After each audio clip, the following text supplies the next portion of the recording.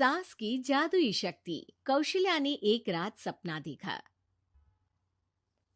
कौशल्या राजपूत, तुमने किए हैं जीवन में अच्छे अच्छे कर्म, इसलिए अब से जब तुम चाहो गायब हो सकती हो, जिसके लिए तुमको सिर्फ चुटकी बजानी होगी और चुटकी बजाते ही तुम गायब। बस एक बात का ध्यान रखना, जहां तुमने कोई गलत काम किया तुमसे ये शक्ति वापस ले ली जाएगी। कौशल्या की नींद टूट जाती है। ये कैसा सपना था? गायब हो जाऊंगी मतलब? हे भगवान, कंबल ओढ़ के सो जाती हूँ, सपना कंबल के अंदर नहीं घुस पाएगा। कौशल्या डर के मारे कंबल ओढ़ के सो जाती है। सुबह कौशल्या मंदिर जाने लगती है। अरे बहू, जल्दी चल, भिखारियों को खाना भी तो खिलाना है। हाँ माँ जी, अभी आई। आज तो खीर और पूरी बने हैं, सब खुश हो जाएंगे। दोनों सास बहू कार से खाने का सामान लेकर मंदिर पहुंचते हैं और भगवान की आराधना के बाद मंदिर के बाहर बैठी भिखारियों को खाना खिलाने लगते हैं। दीदी, आप हर हफ्ते आते हो, इतना सारा करते हो हम लोगों के लिए। मैं आपके लिए रोज अलग से दुआ मांगता हूँ। ये तो फर्ज है हमारा। दीदी, थोड़ी पैसों की मदद हो जाती तो अच्छा होता। बड़े चौराहे पे मेरी बीवी भीख मांगती है, उसका इलाज करवाना है, 100-200 रुपए लग जाएंगे। कौशल्या उसी वक्त भिखारी को 500 का नोट दे देती है और दोनों सास बहू वहां से लौटने लगती हैं। तभी कौशल्या को कोई शंका होती है। अब बहू रुक, तो मैं अभी आई। कौशल्या वापस वहीं जाती है तो देखती है कि भिखारी वहां है ही नहीं। कौशल्या को रात का सपना याद आता है।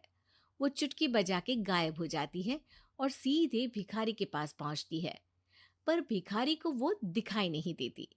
कौशल्या देखती है कि भिखारी उन पैसों से शराब खरीद रहा है और कौशल्या उसे वहीं एक चाटा मारती है। अरे कौन है बे? एक और चाटा पड़ता है। अरे कौन है? कौन है? हिम्मत है तो सामने आओ। भिखारी को झूठ बोलने पर तड़ातड़ चांटे पड़ते हैं। वो वहां से भाग खड़ा होता है। कौशल्या चुटकी बजा के वापस बहू के पास आ जाती है और मन ही मन सोचती है, ऐसे तो मैं कितने गलत काम रोक सकती हूँ, कितनी ताकतवर हूँ मैं, किसी को पता भी नहीं चलेगा। सासू माँ, आप क्या सोच रही हो? अब कुछ नहीं, कुछ भी तो नहीं। ठीक है, मुझे ना थोड़े पैसों की जरूरत थी। मेरे कजिन भाई है ना, उनकी तबीयत थोड़ी इधर उधर हो रही है। वो तो खुद से नहीं कहेंगे कि पैसे दे दो, पर बहन होने के नाते मेरा तो फर्ज बनता है ना कि भाई की मदद करूं। अरे हाँ हाँ, ले जाना पैसे।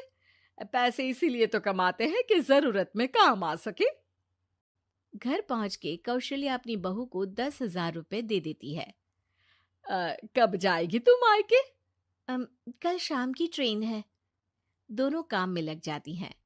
तभी काम वाली दीदी वहां आती है। आज ना मैं आप लोगों के लिए पनीर बनाऊंगी। ठीक है, मंगवा लेती हूँ पनीर। पड़ोस की दुकान वाला पनीर दे जाता है और काम वाली बाई पनीर से रेसिपी बनाने लगती है। आज अपनी सुपर पावर काम वाली बाई पे ट्राई करती हूँ, देखूं तो सही किचन में करती क्या है ये। सास चुटकी बजा के गायब हो जाती है और किचन में पहुंचती है। बाई को खबर भी नहीं है कि कौशल्या भी किचन में ही है। आज तो मैं भी पनीर की सब्जी बनाऊंगी रात को अपने घर, और थोड़ा सा घी भी रख लेती हूँ। वैसे भी कौशल्या बुढ़िया खा खा के मोटी हो गई है। कौशल्या बाई की चोरी पकड़ लेती है और गुस्से में बाई की चोटी ऊपर उठा देती है।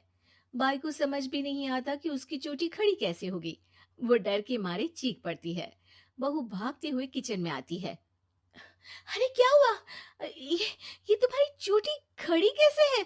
करंट लग गया है क्या? पता नहीं, शायद किचन में ना भूत है। बाई वहां से भाग खड़ी होती है और कौशल्या चुटकी बजा के अपने कमरे में टीवी देखने लगती है। बहू वहां जाती है। माँ जी, किचन में ना भूत है, बाई भाग गई।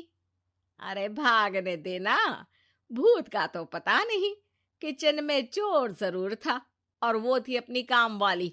अच्छा हुआ चली गई। बहू को कुछ समझ नहीं आया। उसने किचन में जो देखा उसके सदमे में जो थी वो अभी तक। अगले दिन बहू अपने मायके के लिए निकल जाती है। कहीं भिखारी और काम वाली की तरह बहू भी तो मुझे धोखा नहीं दे रही। अरे कहीं वो पैसे ले जाके शॉपिंग तो नहीं करने वाली ना। अभी पता लगाती हूँ। मुझसे कुछ छिपा है भला। जैसे भगवान सब देख रहा है वैसे ही मैं भी सब देख रही हूँ। सास को अपनी शक्ति पर घमंड आ गया था। वो अब अच्छे काम करने की जगह अपनी शक्ति का इस्तेमाल खुद का शक मिटाने के लिए कर रही थी। वो चुटकी बजाती ही बहू के मायके चली जाती है। भैया, आपने बताया क्यों नहीं कि इतनी तबीयत खराब है? अरे तेरी सास बूढ़ी हो गई है, इतना भला काम करती है, उनकी मदद कौन करता है? यहाँ तो और भी लोग हैं ना। भैया, मेरे पास कुछ पैसे हैं, आप दूसरे डॉक्टर को दिखा दीजिए ना।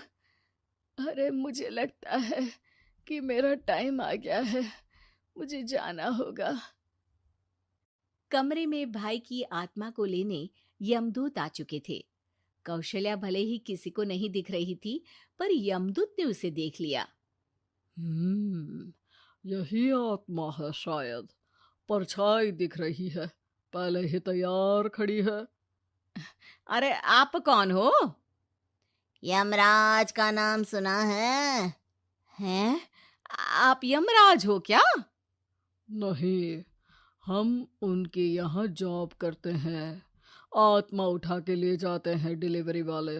चलो अब तुम्हारा टाइम पूरा हो गया। अरे आप शायद ना वो बिस्तर पर पड़े आदमी की आत्मा को लेने आए हो। मैं तो बस यहाँ देखने आई थी कि मेरी बहू कहीं मुझसे पैसे लेकर शॉपिंग करने तो नहीं चली गई ना। मतलब तुम्हारे पास शक्ति है गायब होने वाली? हाँ। तुम ऐसे तुच्छ काम में उपयोग कर रही हो ऐसी दिव्य शक्ति का। अब तो तुमको ही लेके जाऊंगा। अरे नहीं नहीं, कल मुझे किटी पार्टी में भी तो जाना है। अब नरक में ही करना किटी पार्टी। नहीं नहीं नहीं। 3 बार नहीं क्यों बोल रही हो?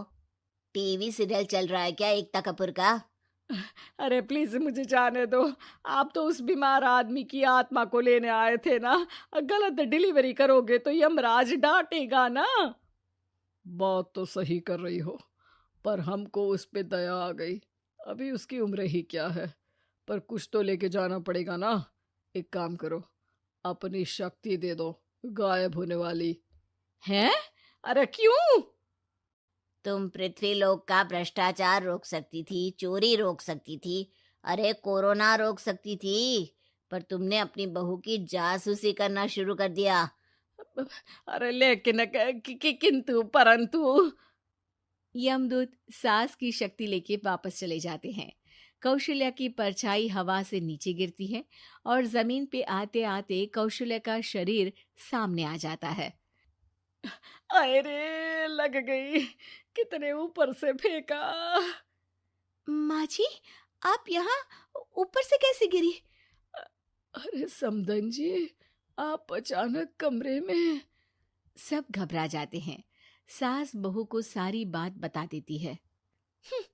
ये लो आपके 10,000 रुपये। आपको मुझ पे इतना भी भरोसा नहीं है?